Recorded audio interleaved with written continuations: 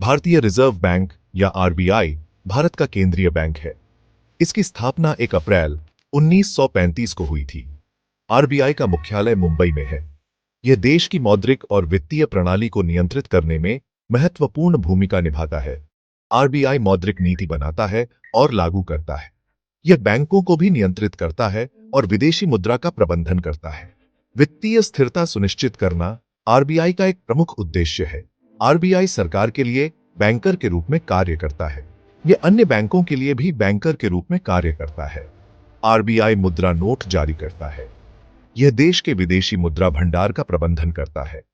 RBI वित्तीय समावेशन और विकास को बढ़ावा देता है। आरबीआई का प्राथमिक लक्ष्य मूल्य स्थिरता बनाए रखना है। यह सतत आर्थिक विकास को प्राप्त करने का भी प्रयास करता है। आरबीआई भारतीय अर्थव्यवस्था में महत्वपूर्ण भूमिका निभाता है। इसके कार्यों को समझना सभी नागरिकों के लिए आवश्यक है। आरबीआई की यात्रा विभिन्न मील के पत्थरों से चिह्नित रही है। इसने अपनी स्थापना के बाद से भारतीय अर्थव्यवस्था को आकार देने में महत्वपूर्ण भूमिका निभाई है। आरबीआई वैश्विक वित्तीय परिदृश्य की बदलती गतिशीलता के साथ तालमेल बिठाता रहता है।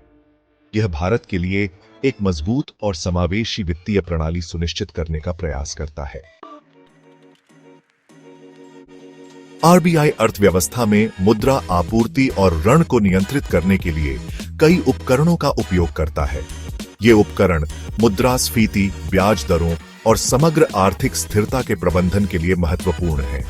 आइए आरबीआई द्वारा उपयोग किए जाने वाले कुछ प्रमुख मौद्रिक नीति उपकरणों के बारे में जानें। नकद आरक्षित अनुपात या सीआरआर बैंक की जमा राशि का एक प्रतिशत है जिसे उसे आरबीआई के पास रखना होता है। यह आरक्षित आवश्यकता सुनिश्चित करती है कि बैंकों के पास अपने दायित्वों को पूरा करने के लिए पर्याप्त तरलता हो। सीआरआर को समायोजित करके आरबीआई उधार के लिए उपलब्ध धनराशि को प्रभावित कर सकता है। एक अन्य महत्वपूर्ण उपकरण वैधानिक तरलता अनुपात या एसएलआर है। यह अनुपात बैंकों को अपनी जमा राशि का एक निश्चित प्रतिशत सरकारी प्रतिभूतियों या सोने जैसी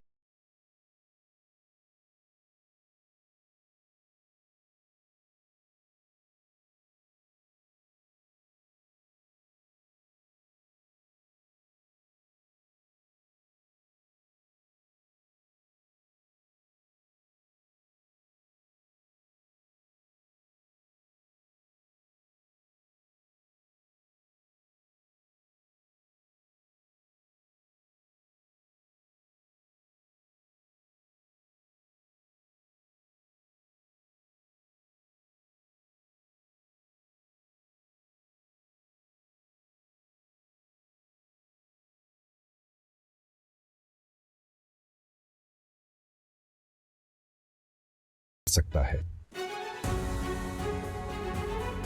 सेक्शन 3 आरबीआई के अन्य प्रमुख कार्य। सेक्शन 4 यूपीएससी उम्मीदवारों के लिए आरबीआई का महत्व।